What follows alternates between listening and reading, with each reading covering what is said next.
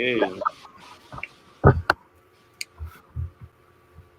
Hello, everyone. We're live right now. Let's wait 1 or 2 minutes while people connect on Facebook Live. In the meantime, please, if you can write on the chat, on the comments, your name, where you're coming from, where you're connecting from all over the country. That would be great. Very excited to have you here.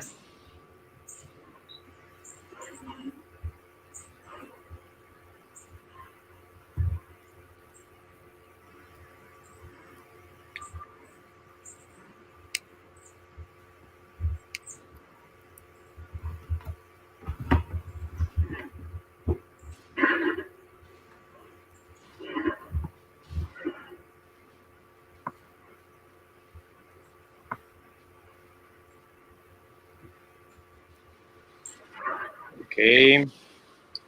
Hello, everyone. We're about to start.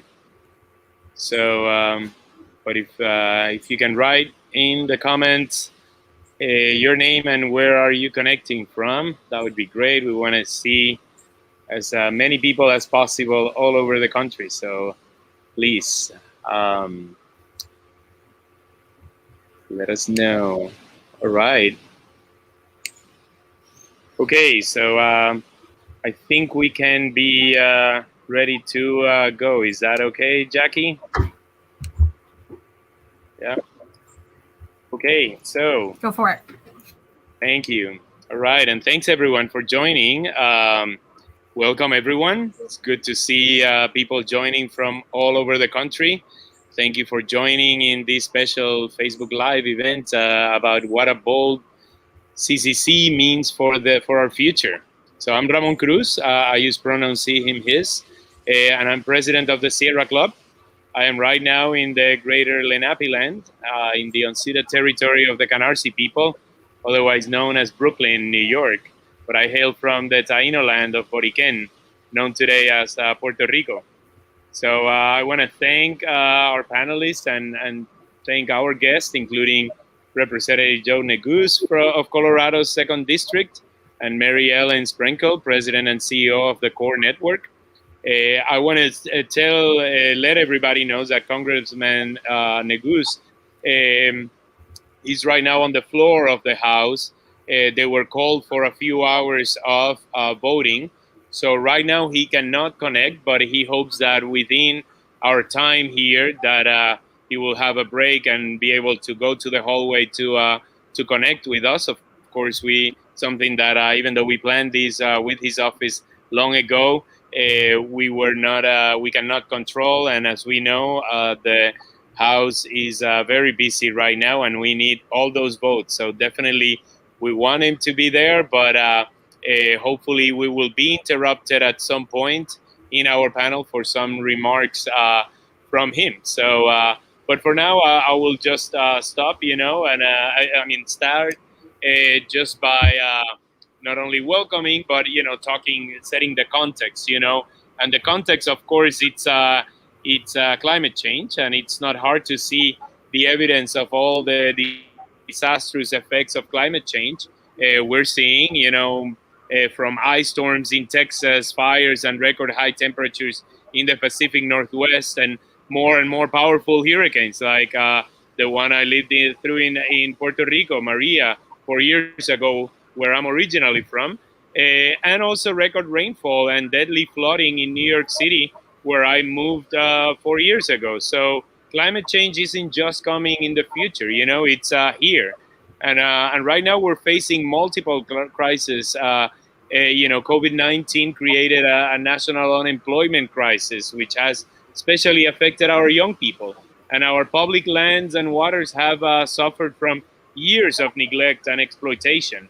So the climate crisis continues to ravage Black, brown, and indigenous communities due to systemic racism that has dirtied the air and poisoned the water in low-income communities and communities of color. So we think, a modern civilian conservation corps is an ideal way to take on this crisis. We can look to the New Deal for inspiration, but update this civilian conservation corps for our era of climate crisis. So a 21st century climate corps or CCC would pay young people to conserve our public lands and water, speed our transition to clean energy, clean transportation, clean buildings, and help our communities recover after the climate disasters that are happening more and more often.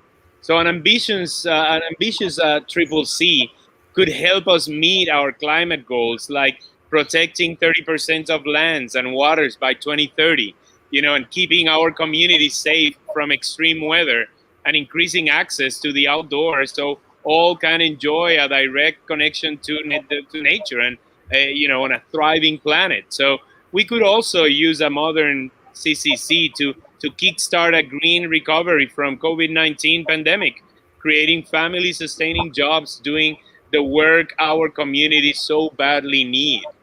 We have once in a generation opportunity to create jobs for every young person who wants one, while doing the essential work we need to take on the climate crisis.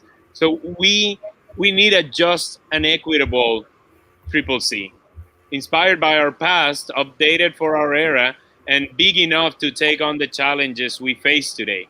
So today we're fortunate to have a great panel of speakers right here with us, and hopefully we will get also Representative Neguse from Colorado. But for now, I want to pass the mic to Mary Ellen, who's the president and CEO of the Core Network. So, Mary Ellen, the floor is yours. Thank you, Ramon. And thank you and your team at the Sierra Club for your excellent leadership in this space. Your partnership in standing this up and promoting it across the country for several years is much appreciated, and we're so excited to be hopefully nearing the finish line. So I'm Mary Ellen Sprinkle. I'm the president and CEO of the Core Network. The Core Network is the National Association of Service and Conservation Corps. And as Ramon alluded to, the CCC of the 1930s engaged about 3 million men, primarily white men, in conservation-related service during the Great Depression that put people to work, provided them with job skills, but also addressed important environmental crises of the time, like wildfire, drought, erosion. And the original CCC built a lot of the park and outdoor recreation infrastructure that we still use today. And as Ramon pointed out, a lot of those spaces are neglected and need upkeep. Access to these spaces by low-income communities and people of color definitely needs to be improved. And then, of course, a lot of work needs to be done in communities across the country to help us combat climate change.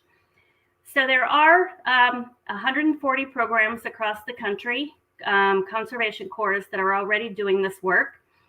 Collectively, they engage about 25,000 young people a year. And we are primarily between 16 and 25, but sometimes older and sometimes younger. And we are proud that 50% of current Core members identify as people of color and 45% identify as female. So we're much more diverse than the original CCC, and obviously feel very strongly that any growth needs to be in that direction. Today's corps are in urban and rural communities, on national parks, state parks, city parks. They're weatherizing low-income homes, installing solar panels, maintaining forests, healthy forests, building green stormwater infrastructure, building trails, expanding out access to the great outdoors, and in many cases, growing fresh produce in urban communities that don't otherwise have access to fresh food. So, on a small scale, a lot of this work is already being done. We know what works, and so we are really excited about this present opportunity to build on the existing network of corps to provide opportunities for millions of young Americans. Congressman Neguse, who hopefully he'll be able to pop in, but he has been a longtime champion of a civilian climate corps. He was one of the first to introduce a number of bills in Congress, and he has really been a champion in the House in terms of bringing people together to support this idea. And so hopefully we'll hear from him in a little while. We are getting close. The current CCC is funding is included in the reconciliation package currently being debated by Congress. So we are very excited that we are closer than ever before to seeing a real expansion. But I would like to turn it over to our esteemed panelists to introduce themselves. I will start, maybe as I see you on my screen. Amanda, would you please introduce yourself? Absolutely. Thank you, Mary Ellen. And hello, everyone. And thank you for allowing me to join the discussion today as a Mount Adams Institute AmeriCorps member. I am a Navy veteran serving during Operation Iraqi Freedom as a plane captain. I'm now foraying from Mount Adams Institute AmeriCorps member, working for the Forest Service as a public outreach specialist here in Cordova, Alaska. And I'm just thrilled to be here and answer any questions you folks have. Thank you. Thank you. Jordan, would you please introduce yourself? Yes, hi. Thank you for having me as well.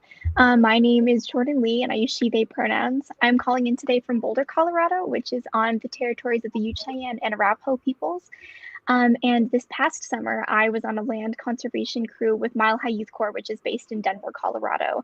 And then I'm currently a student at CU Boulder studying linguistics and geography with a minor in ecology, so kind of related to the environmental field. Thank you. And Wally, would you introduce yourself? Yeah, thank you. Thank you for everyone who's tuned in. Thank you to the panelists, Mary Ellen, for moderating this. My name is Wallace Maison, he, they pronouns. I work with the Sunrise Movement. We're a youth movement working to stop climate change, and I do advocacy work. We're pushing for a Green New Deal. And we're trying to push the needle forward on racial and economic and also climate justice. Great.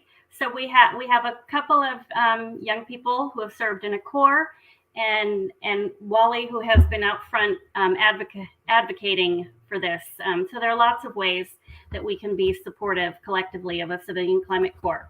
But I'd love to hear from you all a little bit more about your experiences.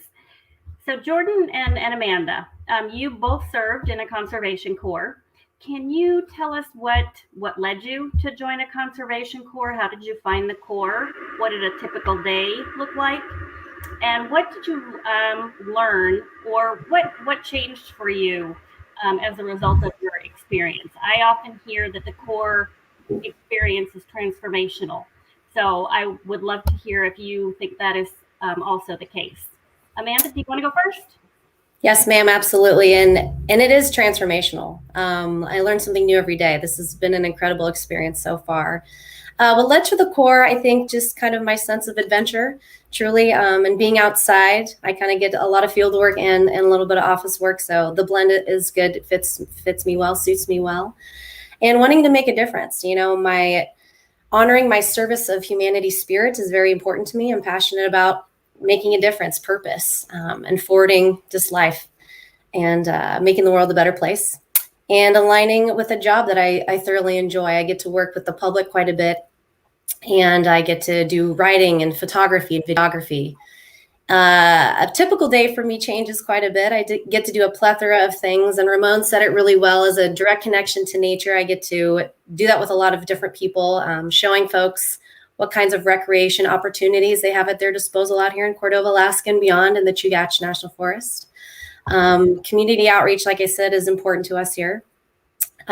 Photographing this beautiful place, like I mentioned as well, to better tell our story. Writing about various different projects the Forest Service has, and it's just ever evolving. It's an exciting opportunity through the Mount Adams Institute. What did I learn? I'm continuing to learn. I'm still in my contract here. I am still engaged in the program, And it's unequivocally changed my outlook and myself just on a personal level as well. I'm a better, happier individual, and I have a greater sense of awareness. So it's been excellent so far. Thank you. Sounds like we could all use the core. Jordan, how about you? Yes, I feel like I had a very positive experience. But I actually, when I first applied for the job with Mile High, I didn't really know what conservation cores were. Like, I knew what the CCC was, and I'd sort of heard about that in a historical context, but I hadn't heard of it in that. I didn't realize that kind of programming was still in existence. And so I was coming off of a full year of Zoom University, and I was really just looking for work outside. And kind of through my various searching online, I found the application for Mile High. And the thing that really drew me in with Mile High is that they were running a BIPOC affinity crew for Black, Indigenous, and people of color. And I work in a lab right now that is studying the experiences of people of color who work in conservation. And historically and presently, I think it can be a very exclusionary field, especially on the axis of race. And so I was really excited to see that there was an opportunity for young people of color and that it was kind of geared towards that. So that was initially how I decided to apply and then work for Mile High Youth Corps. And then I really fell in love with the work through the course of the summer. And I think that I could see myself returning to that again, kind of once I'm finished up with school. And see, our typical day to day. So we would meet at our headquarters in Denver, and we would kind of tool up and kind of get briefed on our project for that week. And my crew had a really big variety of projects. So we were working on, I think our first project, we were revegetating a riparian area kind of south of Denver, and then our project for this north was in Boulder, which is where I'm currently living, and we were doing trail maintenance. And then we were able to cut some new trail, which was really exciting because not a lot of crews at Mile High always get to cut new trail every summer.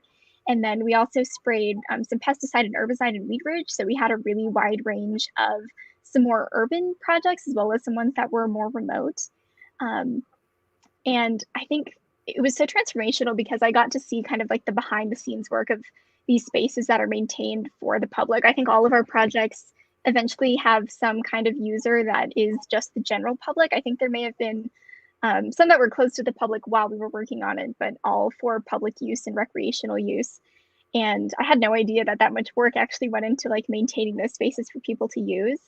And I think it was also really physically empowering. Like, it's a pretty physically demanding job. And when I first was hearing about it, I was really unsure if I'd be able to keep up with that work, especially that hours are pretty long and you work for a really long time. I think most people have contracts that are generally longer than 3 months, that I wasn't even sure if I'd be able to keep that up.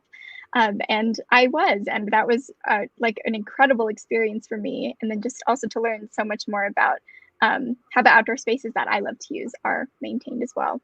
So great, thank you. Follow-up question for you, Jordan.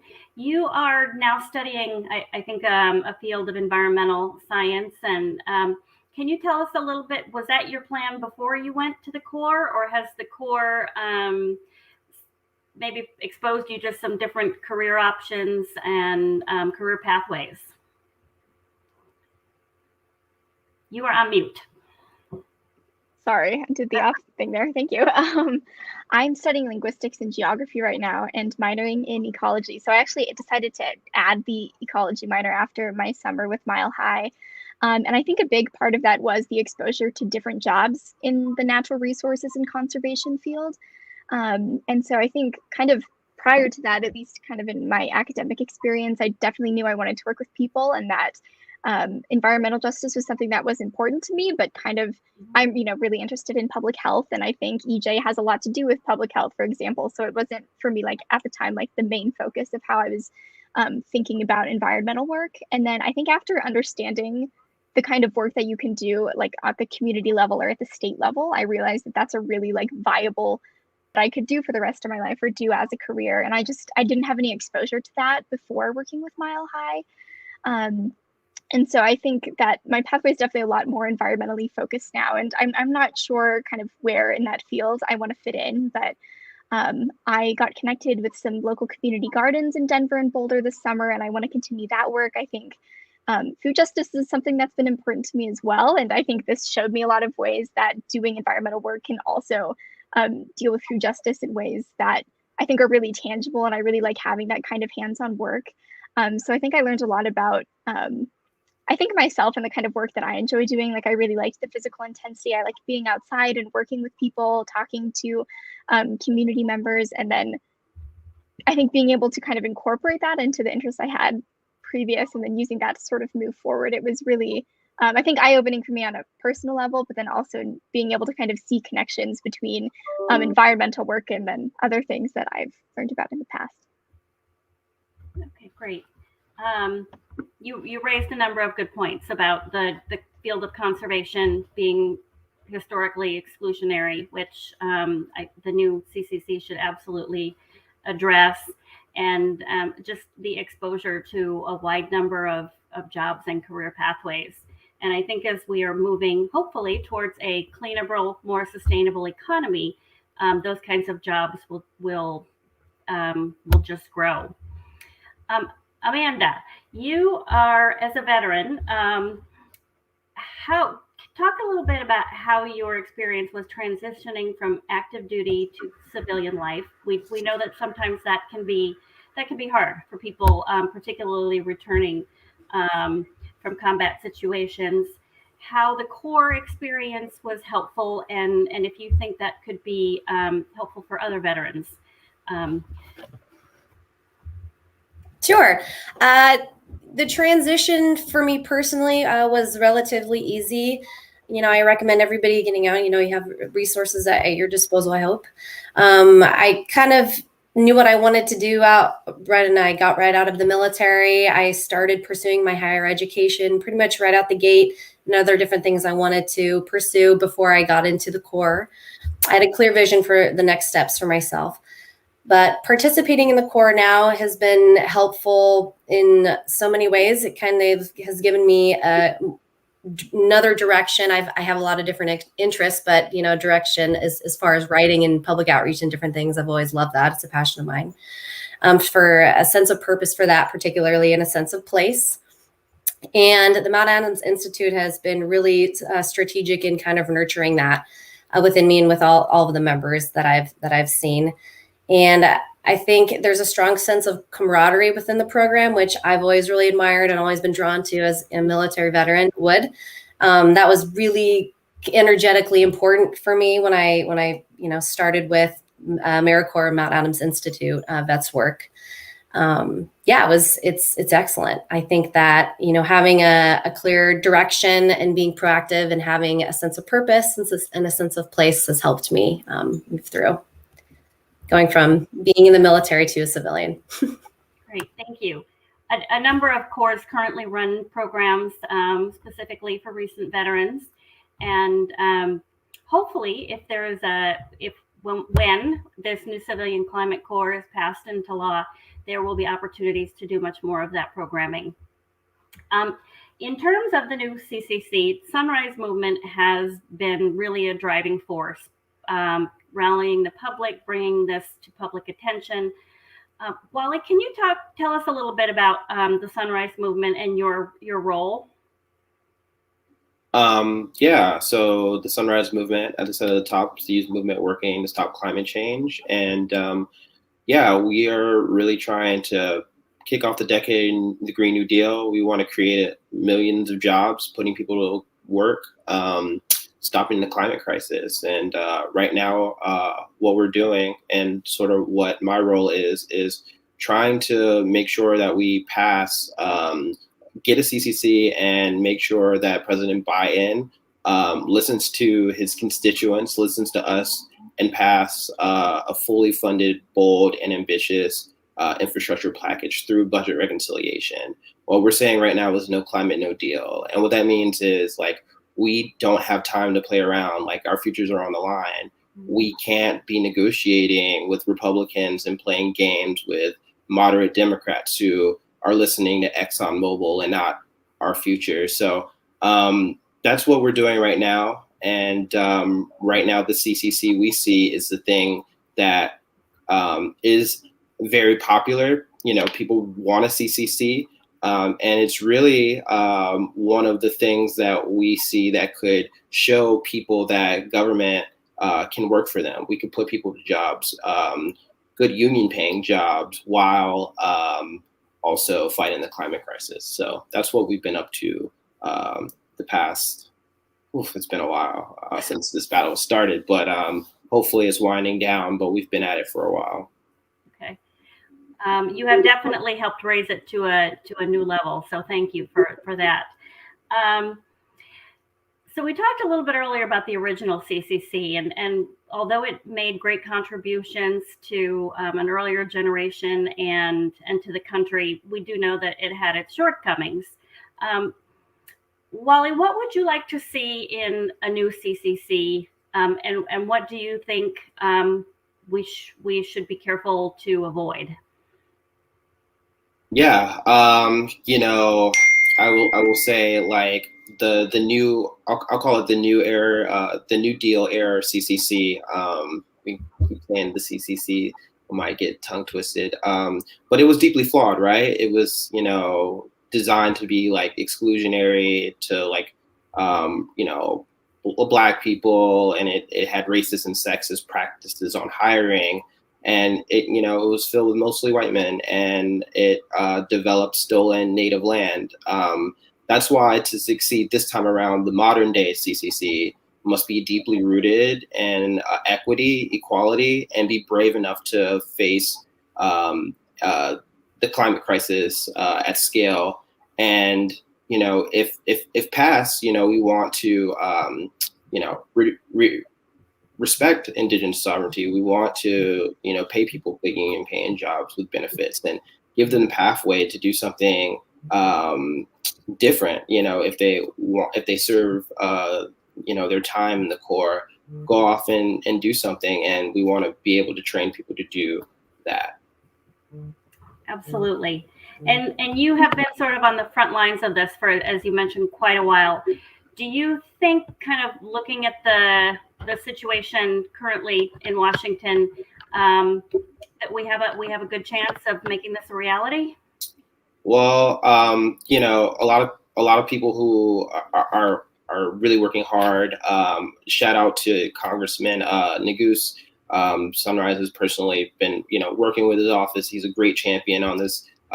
Make sure you tell him I said that. No, but there are a lot of people who want a CCC, who wants this budget reconciliation package to pass, right? With all of the money. What we're saying is, like, this isn't even enough. This right now isn't the ceiling, right? This is the floor. We need so much more investment in our communities. We need so much more investments in tackling this crisis.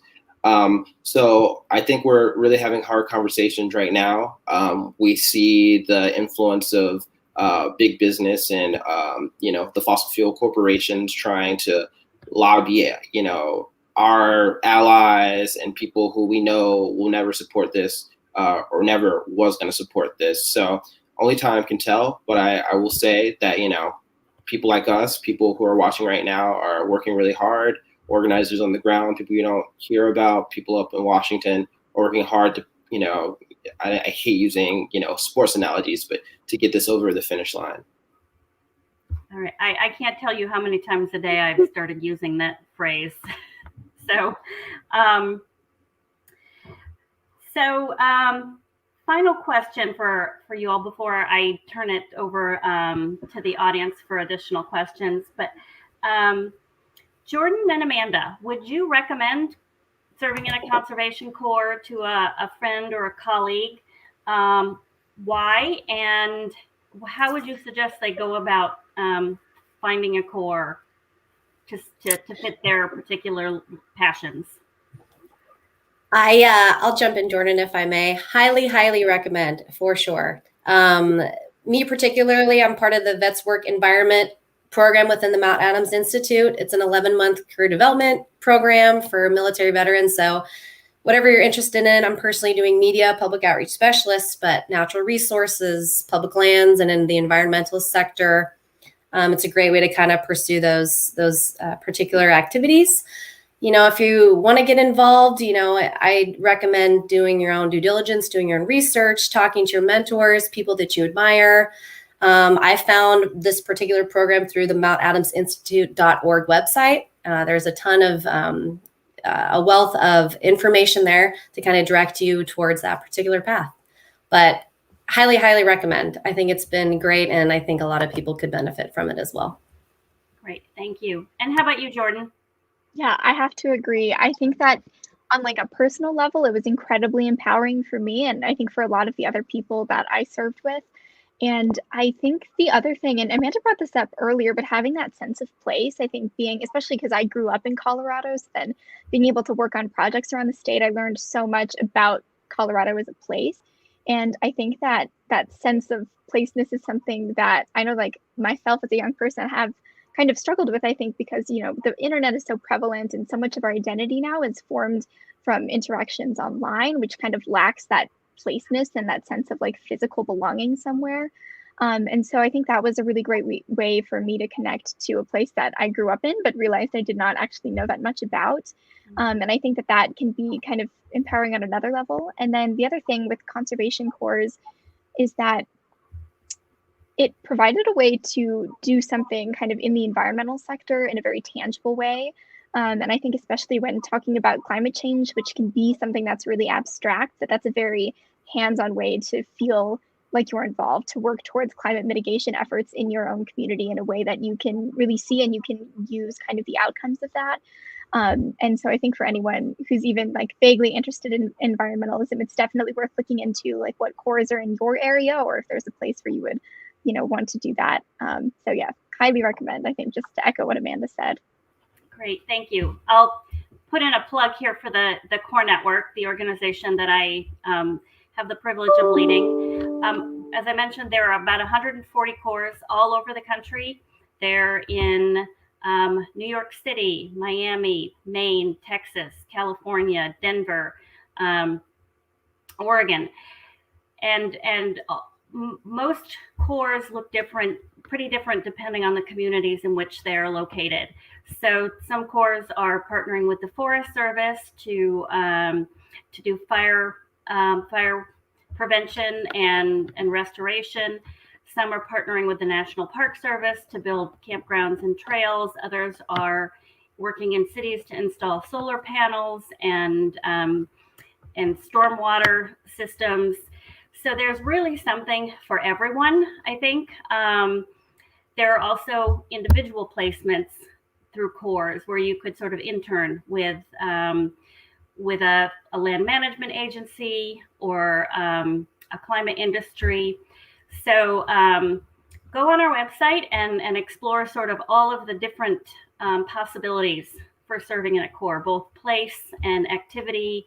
And some corps members bring people from the same community together, while others are from all over the country. So there's a lot for everyone. But for a lot of young people, working outside 5 days a week in the rain and the snow and getting dirty and chopping down trees and moving boulders is not how they envision spending time, but they would like to be involved. Wally, there's a big advocacy side to this. How can people who are listening today help with advocacy to both get this over the finish line, as you say, but implementation is going to be a challenge because this is spread across a lot of departments and agencies. Yeah, for sure. And there are a lot of organizations that, you know, are thinking about, you know, implementation and, you know, the structure of like what this thing could look like. Literally, you know, someone once told me that organizing is science fiction. And I got into this work, you know, organizing my community, you know, just from a small town in Florida, you know, realizing that the climate crisis is going to hit me too, as well as like, you know, having to deal with all the structural racism that's happening outside. We see it every day. But, you know, the thing I will say, and this might like sound, you know, very simple, but if you want a CCC, you have to like call your members of Congress and tell them that you want a CCC. You have to organize your friends. You have to organize your family, you know, or better yet, join an organization that's, you know, doing the work that, you know, you see that you want your community to be, right? It doesn't even have to be, you know, the CCC. You could like, Jordan was talking about food justice. There's a whole bunch of things that you can get involved in that like is one part of a whole ecosystem of like the justice that our communities deserve. So the CCC is just like one drop in the bucket of this huge bucket of things that we need to deliver to our communities. But the best way is to like organize. And if you don't think that you're qualified to organize, I will say that's bullshit. Anybody can do it. And if you don't think you can, there's someone who will teach you, because as organizers, that's what we want to do. We want to give you the information so you can take that to your community and flourish and grow. And that's what we're all about. We're a community and we're in this together. So you are absolutely right. And sort of like with a core in the community organization world, there's a role for everyone. So you may not picture yourself being at the mic, having press conferences and visiting the Hill, but there are other ways. There's writing letters, op-eds. There are all kinds of ways that you can support community-led change. And and we all have to do our part. We can't sit by and wait for someone else to fix it. We all have a role to play, and we all need to embrace that. So you all have been amazing panelists. I think we may have some questions from the audience for you.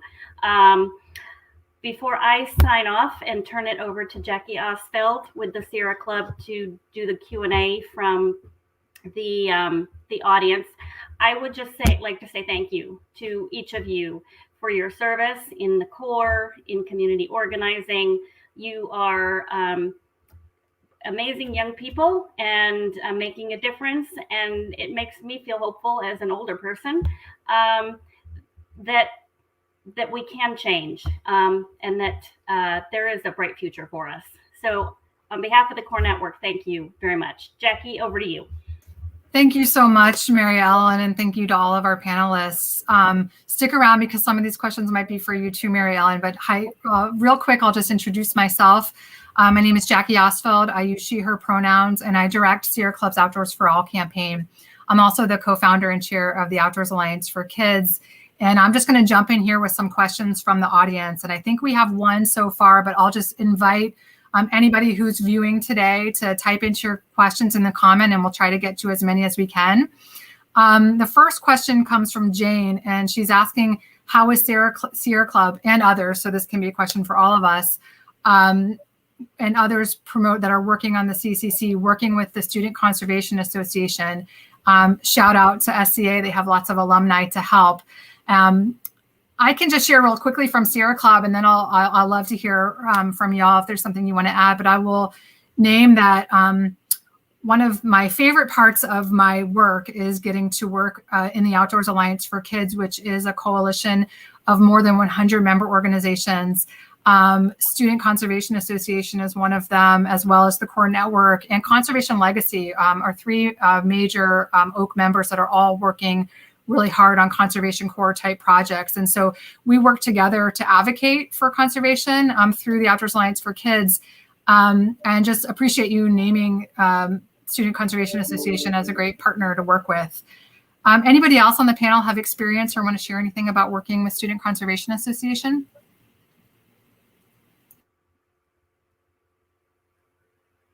I would just say they are one of they are probably the oldest core. They've been around for about 60 years.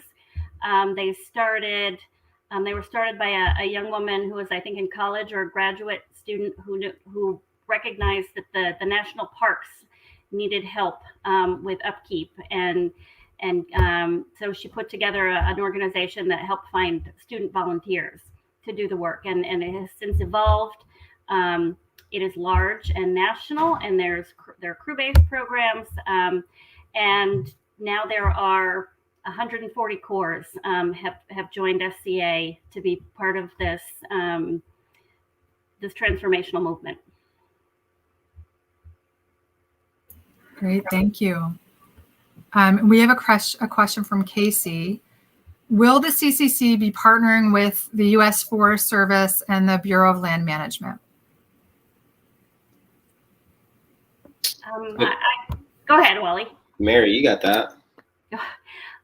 From what we hear, there is funding in the reconciliation bill for the Department of Interior and the Department of Agriculture to support CCC project work. So absolutely yes.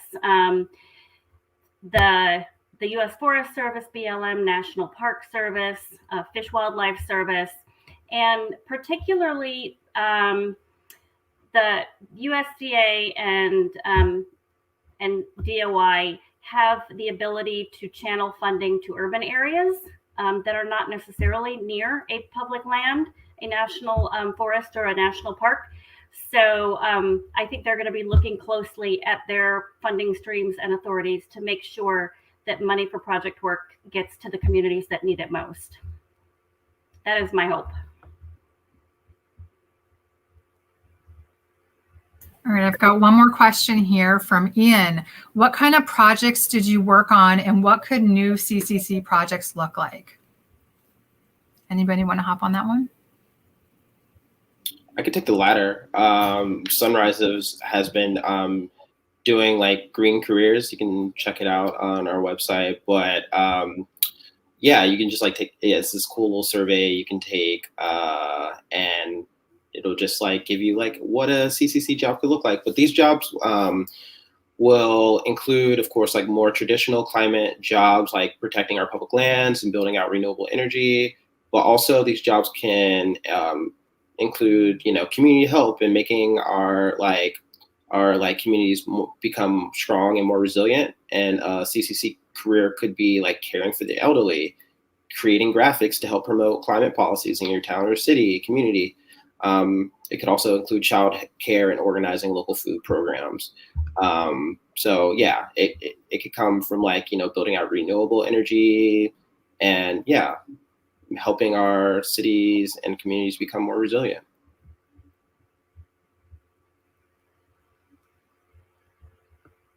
Amanda and Jordan, do you have any, I know that you both did pretty labor intensive work at some point during your term. Do you have a particularly fond or just memory that sticks out of a project that you worked on that was really either something that just challenged you or helped you grow? I see young women wielding chainsaws in Corps, and I think that's very empowering and very cool. So just wondering if you all have any particular projects that stand out to you. I have two that immediately come to mind. One is the first project that we worked on after our initial training, and it was a restoration project. It was the only one we got to work on that summer, and we were revegetating, like repairing our like near river zones, and it was really cool because our project partner for that site knew so much about river ecological systems and the kind of vegetation that was going there, and so we got to learn about the history of kind of why this river was so eroded and why the bank was so narrow, and it was incredibly like one channel when they're trying to restore it to have a lot more complex like river morphology. And I think that one was so interesting for me because it was really like truly the combination of trying to restore the ecology of a place that came from kind of poor land management earlier in its history, and then trying to restore that. And we were doing something very, I think, transformative. And then to be able to see that work a few years down the line will be a really neat thing to do. And so I guess kind of to the second part of that question, that I think that kind of restorative ecological work is really important. Obviously, the things that are maintaining recreational spaces is also important too, because that's how people can kind of get interested. And I think that's a good point of access for a lot of the general public to get interested in environmental work. But that restorative work, I think, is also really powerful and also very necessary just because of how poorly we've kind of used and managed our land. And I think, you know, to the idea of things being really physically difficult, we had a lot of projects where we just had to carry really heavy things and like rocks and timber and things like that to build stairs and structures kind of like that. And I think thinking back on those were the hardest days out on the job, but also some of my fondest memories. Yeah.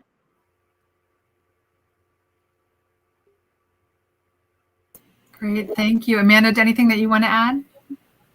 Ron, that's funny you say that. It's a good workout. Always in the field are my favorite days. I'm like embedded in the field as media. It's my favorite days.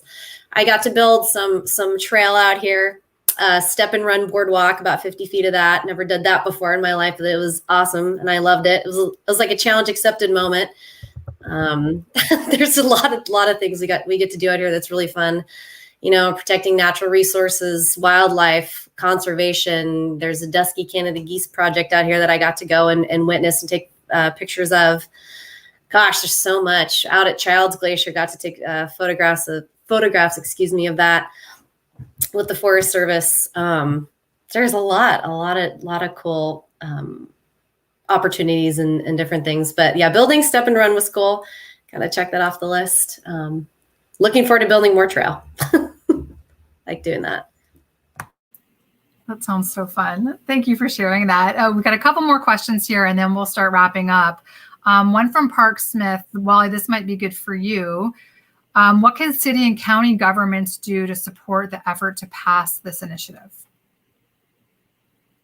Yeah, that's a good question. I think what's going on right now is that we are looking for leaders to step up. I mean, like, you know, this is going through Congress right now, but like, you know, people in municipalities, state leaders, they also have like an obligation to like be voices, and they can do projects like this in their own communities, local projects that go towards like, you know, a local CCC, if you will, a local Green New Deal, resolutions that will promote, you know, clean and renewable energy.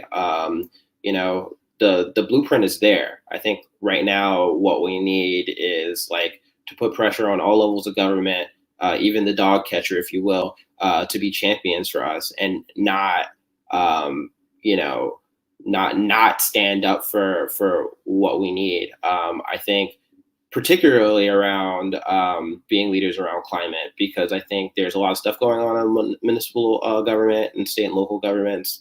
You know, I live in Florida. Well, I live in New York, but I lived in Florida, and I was really immersed in you know, state politics there. And we passed a local initiative that would, you know, do some conservation work through, you know, a ballot initiative. But then what happened was it went back to the state legislature and they basically, you know, made a mockery of what the people wanted. So just like little things like that, you know, we have to keep our elected officials accountable, and we have to, you know, pressure them to stand up, and that's what we have to do. Great. Thank you, Wally. And I know that my colleagues at Sierra Club are sharing some action alerts in the comments on the Facebook page of a way that you can also take action. And I'll share a little bit more about that when we wrap up. We'll just have time for one or two more questions here. We've got one from Tim. This one might be hard. I don't know if we can answer it, but I'll ask it anyway and see if anybody knows. What percentage of the Civilian Conservation Corps centers will be residential and how many non-residential is part one. And part two is how many Corps members will be budgeted for nationwide. Does anyone have answers to either of those? That is a hard question. The quick answer is no, we don't know. I think like right now, what we want is to budget for like the CCC with, you know, as much money as we can. Personally, we as an organization, we back original CCC bill that would create like 1 million jobs through 5 years, through, you know, if we could pass it. But, you know, now we're in this budget reconciliation package and battle. And right now we just like want to have the funding for it, and we build out the program from there. So yeah, no, we don't know. Yeah, Wally's absolutely right. It's still completely up in the air. The Senate is considering funding the new CCC at $30 billion, which is a very significant investment. The House is currently looking at $10 billion, which is also a pretty significant investment. And as Wally said, there have been calls. Senator Markey introduced a bill calling for $132 billion. So that is all probably going to be worked out and maybe compromise over the next couple of weeks. And this is a great opportunity for this group to get involved. Call your representatives and your senators and tell them to go with the Senate number for the CCC, as it will fund many, many more positions. It will also raise the living allowance for all AmeriCorps members to make it feasible for people from all different socioeconomic backgrounds to serve. So all up in the air. I think we're all hoping that the Senate numbers and structure will win out at the end of the day. But this is a big opportunity for you all to help us, as well as I get this over the finish line in the best possible way that it can be done. Thank you. So one last question here. If I'm a young person and I joined the CCC, how could that help me in my career?